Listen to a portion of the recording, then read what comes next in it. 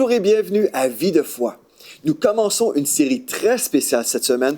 Nous allons parler de la connaissance révélée. La connaissance révélée, mais c'est quoi ça au juste? Bien, si on parle de la connaissance que nous voulons, nous les enfants de Dieu, on veut connaître la parole de Dieu, n'est-ce pas? On veut connaître l'auteur, notre Dieu. Mais vous savez, il y a plusieurs personnes qui vont avoir leur Bible avec eux et pourtant, ils n'auront pas les mêmes convictions que vous avez ou que j'ai. Et pourquoi on arrive à avoir des compréhensions différentes du texte biblique? Et cette semaine, on va parler justement de la connaissance révélée. Et quand on parle de cette connaissance révélée, on parle en fait de cette connaissance qu'on découvre grâce au Saint-Esprit. En fait, c'est quelque chose qu'on reçoit surnaturellement. Donc, c'est une réception de connaissance. Ce n'est pas une connaissance qu'on va apprendre avec les 5 sens, avec l'étude biblique. Oui, on va étudier la parole de Dieu, oui, on va la lire, mais cette révélation nous vient surnaturellement. Et c'est tellement important parce que peut-être aujourd'hui, vous êtes dans une situation où vous vous posez des questions pour votre propre vie. Vous savez, des fois, on passe par des temps difficiles. Parfois, on se pose des questions, on se remet en question. Mais Seigneur, qu'est-ce que tu veux que je fasse dans telle situation? Seigneur, quel chemin devrais-je prendre? Est-ce que je devrais aller à telle école ou faire telle ou telle chose? Seigneur, je ne sais pas trop quoi faire. Et là, vous passez du temps dans la parole de Dieu. Et si l'Esprit de Dieu vous révèle ces vérités, même si le texte ne dit pas quelle école que vous devriez fréquenter, mais le Seigneur peut vraiment vous révéler des choses très précises pour votre propre vie à partir du texte biblique. Vous recevez des révélations et vraiment vous arrivez à une conviction dans votre vie chrétienne. Donc, cette semaine, on va parler de la connaissance révélée, qui est en fait la clé d'une vie chrétienne surnaturelle. Plutôt que de vivre une vie chrétienne intellectuelle, où on étudie le texte, où on arrive à une certaine compréhension limitée, ce qu'on veut faire cette semaine, c'est comprendre en fait que ce livre est surnaturel. C'est un livre vivant. Dans Hébreux, chapitre 4, au verset 12, nous lisons « La parole de Dieu est vivante ». Oui, la parole de Dieu est vivante. Et j'aimerais ça, en fait, vous aider à comprendre une chose. Souvent, nous, les enfants de Dieu, on a compris la parole à travers un cadre intellectuel. Et là, on a compris certaines choses et puis on vit notre vie chrétienne selon un cadre. Mais dans cette série, Dieu nous invite à laisser tomber ce cadre-là et laisser Dieu nous parler, vraiment d'une façon très, très fraîche. Et pour y arriver, on doit s'humilier devant Dieu et dire « Seigneur, je suis prêt à recevoir de toi. Je suis prêt à mettre de côté ma façon de comprendre les choses pour que tu puisses m'enseigner tes voies. » Cette série va être super bénie, je le crois. Dans cette première émission, aujourd'hui, on va parler justement comment recevoir la connaissance révélée. Dans notre deuxième émission, comment vivre selon une intelligence divine. Imaginez, quand on se pose des questions et Dieu nous communique son intelligence, ses stratégies, c'est absolument merveilleux. Et c'est comme ça que Dieu vous appelle à vivre, en fait. Dieu ne vous appelle pas à tâtonner, essayer de découvrir des choses. Non, Dieu vous appelle à le connaître et recevoir aussi ses révélations. Dans notre troisième émission, on va parler comment certains blocages sont là qui peuvent empêcher ces révélations. Dans notre quatrième émission, la révélation par excellence, Christ en nous. Gloire à Dieu. Et dans notre dernière émission, la croissance perpétuelle dans la révélation. Donc ici, on va parler que ce n'est pas une seule fois qu'on va recevoir des révélations, mais toute notre vie, on va apprendre de plus en plus et on va vivre dans des révélations constantes qu'on va recevoir de la part de Dieu. Donc ça va être une belle série ensemble et j'aimerais commencer premièrement dans Jean chapitre 17 au verset 17. Donc vous pouvez, comme toujours, aller chercher vos stylos, vos carnets pour prendre en note les versets qu'on va étudier ensemble. Je crois vraiment la connaissance révélée fait toute la différence dans une vie. C'est tellement important. Dans Jean 17, verset 17, nous lisons, en parlant du Seigneur Jésus, il a dit « Sanctifie-les par ta vérité, ta parole est la vérité. » Donc le Seigneur Jésus a prié « Sanctifie-les » en parlant au Père, « Sanctifie-les par ta vérité. » Et ensuite, Jésus a précisé « Ta parole est la vérité. » Donc nous parlons ici de la parole de Dieu. Si vous avez une Bible aujourd'hui, vous avez la vérité. Amen. Et tous les chrétiens, tous les enfants de Dieu vont dire « Amen, Amen. Oui, nous croyons tous que la Bible est la vérité. » Mais pourtant, il y a des différences dans le corps de Christ, n'est-ce pas? Et l'idée, en fait, dans cette série, ce n'est pas d'arriver et dire « Bien, nous avons la bonne théologie. » L'idée, ce n'est pas de se placer au-dessus de nos frères et nos sœurs et prétendre que nous sommes meilleurs. Ce n'est pas du tout l'idée. L'idée de toute cette série, c'est de vous aider à devenir sensible au Saint-Esprit pour recevoir des révélations pour votre propre vie. Et le texte nous dit, ta parole est la vérité. Donc, le Seigneur Jésus a affirmé que la Bible, la parole de Dieu, est la vérité. Et ce qu'on veut comprendre aussi, c'est que, bon, il peut y avoir des différences dans le corps de Christ, mais comment ça, il y a ces différences-là? Bien, vous savez, nous ne sommes pas dans une religion. Dans la religion, il va y avoir un siège social et puis les autorités de ce siège social vont communiquer aux églises, voici ce que nous croyons. Et nous devons tous croire d'une façon identique. Et nous appelons ça en fait de la religion. Mais dans le corps de Christ, nous sommes des agents libres. Nous pouvons lire la Bible, nous pouvons l'étudier et recevoir de Dieu des révélations. Bon, et j'aimerais vous dire, quand nous lisons la parole de Dieu, nous arrivons tous à la même interprétation en ce qui concerne l'essentiel. Nous comprenons tous que Jésus est Seigneur et que Jésus est le chemin, la vérité et la vie. Nul ne peut venir au Père que par lui. Donc, nous comprenons, lorsque nous lisons la parole de Dieu, que Jésus est la solution et que Jésus est le chemin du salut. Gloire à Dieu. Mais c'est certain qu'il y a plusieurs différences ensuite. Donc, selon notre compréhension des Écritures, on va comprendre certaines choses que nos frères et nos sœurs de d'autres églises ne comprendront pas. Et notre attitude en tant qu'enfants de Dieu, c'est d'être respectueux et Dieu nous appelle à marcher dans l'humilité. Ceci dit, pour notre propre vie chrétienne, on doit comprendre et saisir les vérités afin de vivre dans la victoire. Donc, ce n'est pas pour se mettre au-dessus de nos frères et nos sœurs, mais c'est pour saisir les vérités que Dieu veut nous communiquer et on veut enlever tous les blocages potentiels. Donc, juste une chose très importante qu'on veut établir.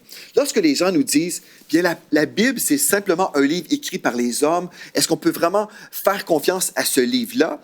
Et j'aimerais vous dire que oui, absolument. Nous pouvons faire entièrement confiance à la parole de Dieu. Amen. Mais une des choses qu'on doit comprendre, c'est que si nous prenons la parole de Dieu, OK, intacte, et on l'étudie comme ça, on va arriver tous à la compréhension que Jésus est Seigneur, que Jésus est la solution. Par contre, si on rajoute un livre à la Bible, on peut avoir une autre compréhension. Si on supprime des portions de la Bible, on peut aussi arriver à une autre compréhension. Et c'est ça qui se passe souvent dans la religion. Dans la religion, on va dire oui, dans certaines religions chrétiennes, on va dire oui, la Bible est la parole de Dieu, mais nous rajoutons notre livre, et puis vous devez lire notre livre pour arriver à une bonne compréhension. Ou on peut enlever, et là, finalement, on arrive aussi à une autre interprétation. Je vous explique très simplement. Par exemple, admettons, vous m'invitez chez vous, OK? Vous m'invitez et puis je partage un repas chez vous à la maison et je vous écris une belle lettre, une lettre d'appréciation. Je vous remercie pour votre beau repas que vous m'avez offert. Mais là, il y a quelqu'un qui arrive et puis qui prend ma lettre et qui supprime un texte et qui rajoute son texte, qui dit en fait, bien, le repas était très bon. Par contre, votre maison était très sale. Je trouvais que c'était vraiment terrible ce que j'ai vu chez vous. C'était, bref, et là, on commence à critiquer. Et puis, bref, quelqu'un rajoute un rapport très négatif dans ma lettre. Vous allez comprendre, en fait, quand vous allez recevoir cette lettre, vous allez comprendre que, bien, finalement, le pasteur Joël n'a pas apprécié son séjour, son passage chez nous. Mais c'est ça qu'on a fait avec la parole de Dieu. On a rajouté des choses ou on a enlevé des choses et au final, on arrive à une compréhension différente. Mais si nous sommes tous honnêtes et on préserve la parole de Dieu et on n'enlève rien, mais on la garde intacte, nous arrivons tous à la conclusion que le salut est gratuit en Jésus-Christ. Amen? Et c'est ça qui est le plus important. Bon, aujourd'hui, on veut parler de la révélation ou la connaissance révélée. Comment y arriver? Bon, on veut comprendre premièrement que la parole de Dieu est la vérité. La parole de Dieu est notre autorité ultime. Mais nous n'avons pas tous la même interprétation dans le corps de Christ. Mais en ce qui concerne les enseignements qui mènent à la victoire quotidienne, c'est certain qu'il y a des différences. Et vous, à la maison, vous allez dire, comment y arriver? Comment arriver à une bonne compréhension de la parole de Dieu? On a déjà dit, on n'est pas là aujourd'hui pour se comparer avec nos frères et nos sœurs et on n'est pas là pour se mettre au-dessus de nos frères et nos sœurs. Ici, dans cette étude, ce qu'on veut, on veut penser à nous-mêmes. Peut-être que ça semble égoïste, mais ce qu'on veut, c'est penser à nous-mêmes dans le sens qu'on va vraiment chercher Dieu pour s'approcher de lui pour soi-même, pas pour se comparer, pas pour enseigner aux autres forcément, là, mais pour soi-même, pour qu'on comprenne son cœur en ce qui nous concerne. Dans Jean chapitre 8 au verset 32, et le résultat certainement sera un débordement de révélation pour vos frères et vos sœurs, toujours animés de cet amour. Amen. Mais dans Jean 8, verset 32, nous lisons. Vous connaîtrez la vérité et la vérité vous affranchira ou vous rendra libre. C'est un texte hyper important. Donc, j'espère que vous l'avez écrit. C'est Jean chapitre 8 au verset 32. Je vais le relire. Vous connaîtrez la vérité et la vérité vous affranchira ou vous rendra libre. OK. Ce mot-là est très important. Le mot connaîtrez. Qu'est-ce que ça veut dire? Quand on parle de cette connaissance révélée, on va parler justement de cette connaissance, de cette connaissance qui nous est révélée par le Saint-Esprit, et cette révélation va nous accorder une liberté totale. En fait, le mot connaîtrez en grec, c'est le mot ginosko, qui veut dire en fait savoir, comprendre, avoir connaissance de. Mais une deuxième définition veut dire en fait un idiome juif pour parler de la relation sexuelle entre l'homme et la femme. Là, vous allez dire, mais qu'est-ce que tu veux dire, Pasteur Joël, ici, avec des relations sexuelles et le mot connaîtrez? C'est quoi le sens au juste? En fait, quand on parle de relations sexuelles, nous parlons d'intimité, n'est-ce pas? Donc ici, vous connaîtrez la vérité. Dieu est en train de nous dire ici, on va venir à une telle connaissance, une telle intimité dans cette connaissance qu'on va vivre, on va expérimenter une liberté. On ne parle pas ici d'une connaissance intellectuelle. On parle ici d'une connaissance surnaturelle. J'aimerais qu'on mette à l'écran, s'il vous plaît, un texte très simple, mais qui va vous aider à comprendre. La connaissance révélée n'est pas une connaissance naturelle, acquise ou discernée par les 5 sens. L'étude biblique ne suffira pas. Vous devez apprendre à recevoir de Dieu. Voilà. Donc, la connaissance révélée, c'est tellement important pour vous de comprendre aujourd'hui. Ce qu'on va voir toute cette semaine, là. Si vous pouvez comprendre, en fait, que Dieu, le Saint-Esprit, veut vous parler. Lorsque vous lisez la parole de Dieu, il ne veut pas simplement que vous étudiez la parole avec votre tête, mais que vous soyez disposé à recevoir spirituellement ces révélations pour votre propre vie. Parce que, vous savez, on peut étudier le texte biblique. Il y a des gens qui sont dans des religions qui connaissent très, très bien le texte biblique. Je me souviens même, j'étais à l'université et j'avais des professeurs qui enseignaient des passages de la Bible. Et pourtant, ces gens ne croyaient pas en Dieu. C'est spécial, n'est-ce pas? Donc, j'étais dans une université séculière. Et puis, ce qu'on veut comprendre, c'est qu'on peut connaître des choses sur Dieu, mais ne pas connaître Dieu. On peut être enfant de Dieu et connaître beaucoup de choses aussi sur Dieu, mais ne pas vivre ces vérités-là. Mais ce que vous voulez, c'est lire la parole, vous voulez l'étudier, mais ne pas être dépendant de vos 5 sens, parce que la révélation de Dieu n'arrive pas par une étude selon votre raisonnement humain, mais la révélation vient surnaturellement. Amen. Donc, la connaissance révélée est une connaissance surnaturelle. Et je vais vous montrer exactement ce que je veux dire. J'aimerais vous inviter avec moi dans la parole de Dieu, dans 1 Roi, chapitre 3, au verset 6. Nous allons étudier un passage des Écritures concernant le roi Salomon. Et vous savez, on parle de lui comme étant l'homme le plus sage qui a existé. Aimeriez-vous avoir la sagesse de Dieu dans votre vie? Des fois, on est là, on se pose des questions, mais qu'est-ce que je dois faire, Seigneur? Mais imaginez, si vous pouviez vraiment avoir la révélation pour chacune des situations dans lesquelles vous allez vous retrouver dans votre vie. Bien, on va apprendre des choses aujourd'hui et toute cette semaine. Donc, dans 1 Roi, chapitre 3, au verset 6, nous lisons. Salomon répondit, « Tu as traité avec une grande bienveillance ton serviteur David, mon père. » Donc, Salomon ici est en train de prier. « Parce qu'il marchait en ta présence dans la fidélité, dans la justice et dans la droiture de cœur envers toi.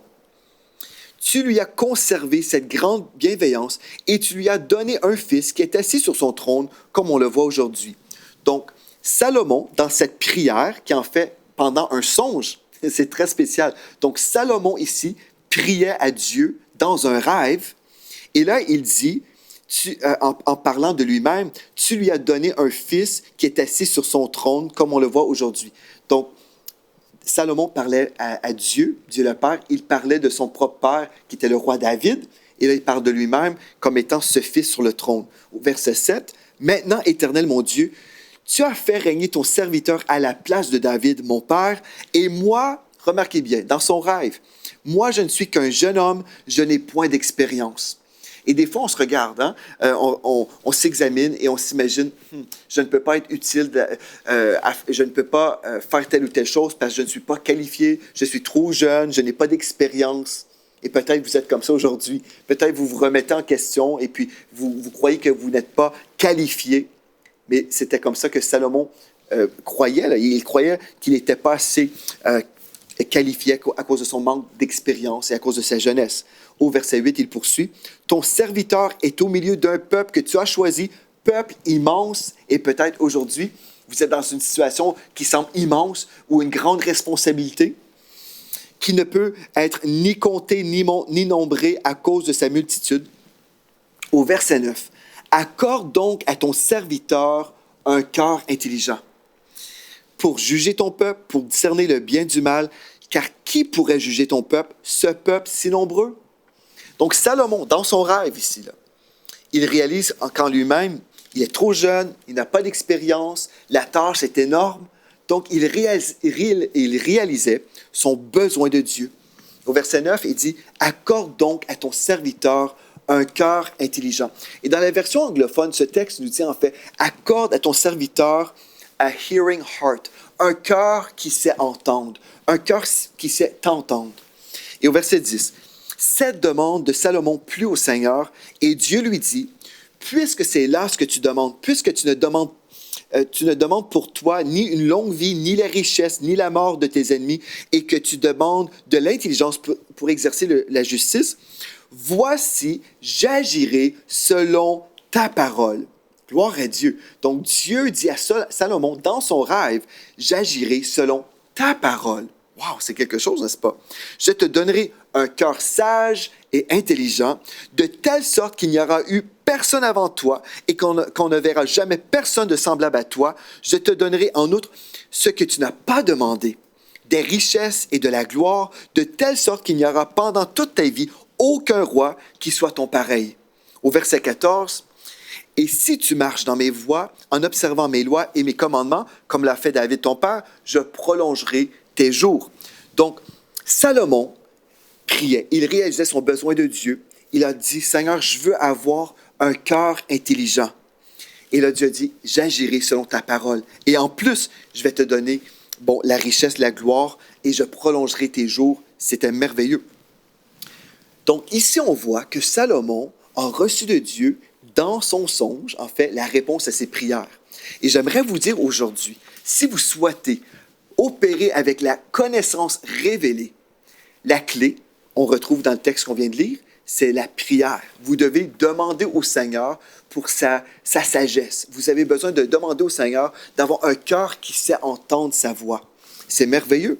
Donc, un cœur intelligent, selon ce texte-là, en fait, c'est un cœur qui sait entendre. Salomon a prié afin de recevoir la connaissance révélée. Et vous pouvez aussi prier afin de recevoir sa connaissance révélée. Vous allez peut-être vous poser la question, est-ce que Dieu travaille comme ça aujourd'hui? Bien, il y a 2 semaines, j'étais couché dans mon lit et puis j'ai entendu dans un rêve, le Seigneur me préparait pour une série Vie de foi.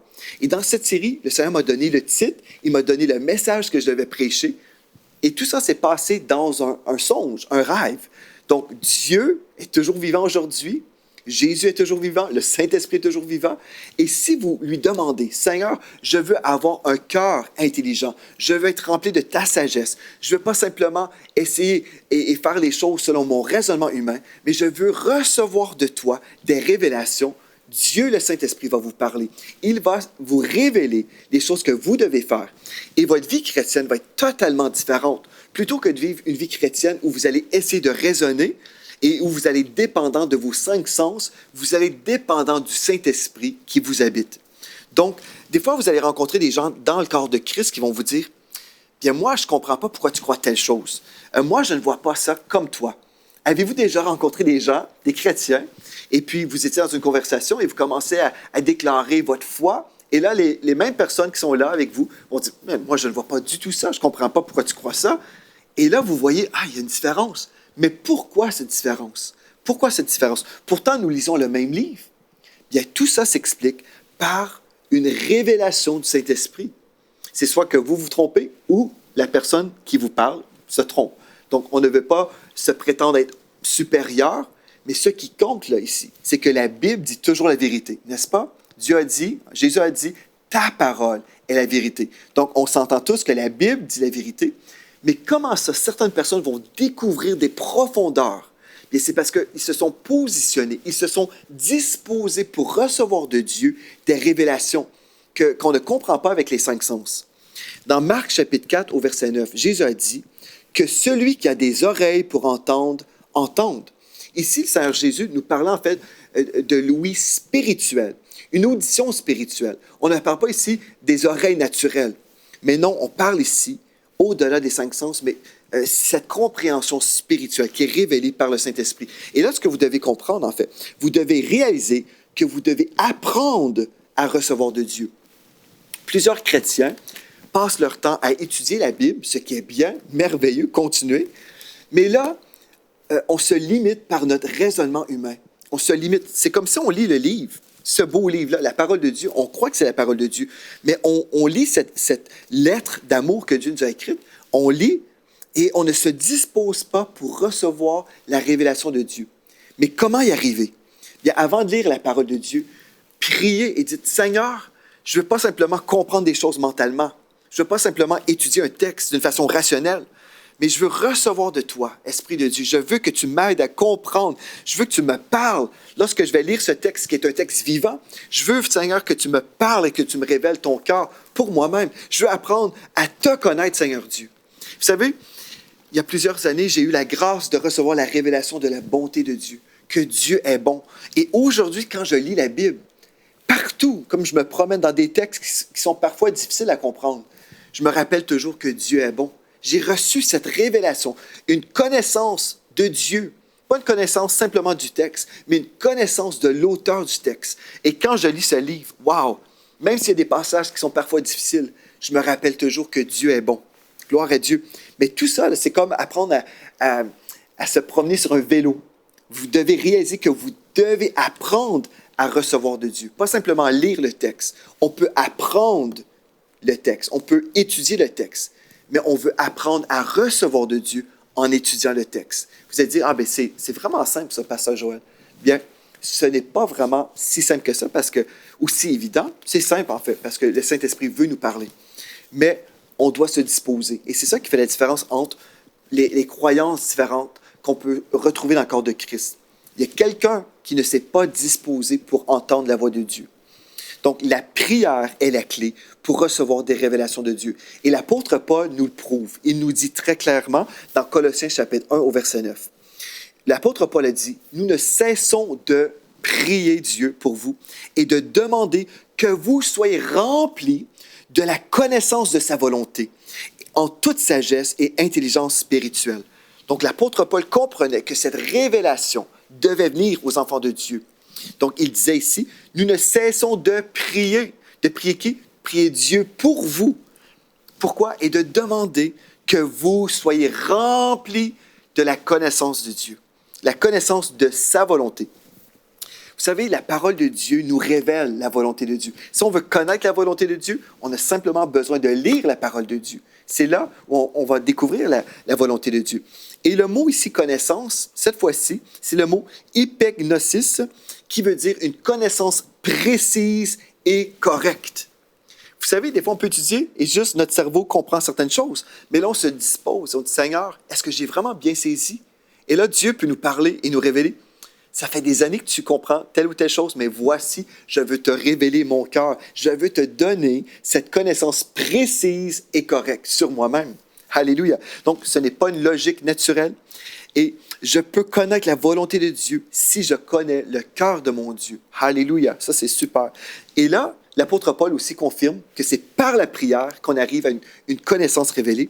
Dans Éphésiens chapitre 1, versets 16 à 18, il a dit, « Je ne cesse de rendre grâce pour vous, faisant mention de vous dans mes prières, afin que le Dieu de notre Seigneur Jésus-Christ, le Père de gloire, vous donne un esprit de sagesse et de révélation dans sa connaissance. » La connaissance de quoi, donc? En fait, la connaissance de Dieu. Donc, on doit passer du temps avec Dieu pour arriver à bien interpréter sa parole. La connaissance de Jésus, sa personne, sa nature. Et au verset 18, « Et qu'il illumine les yeux de votre cœur, qu'il vous donne une vision surnaturelle, pour que vous sachiez Vous arrivez à une connaissance, une révélation surnaturelle pour que vous sachiez quelle est l'espérance qui s'attache à son appel, quelle est la richesse de la gloire de son héritage qu'il réserve aux saints. Alléluia! Gloire à Dieu! Vous savez, le Seigneur, il veut que vous soyez dirigés par le Saint-Esprit tous les jours de votre vie.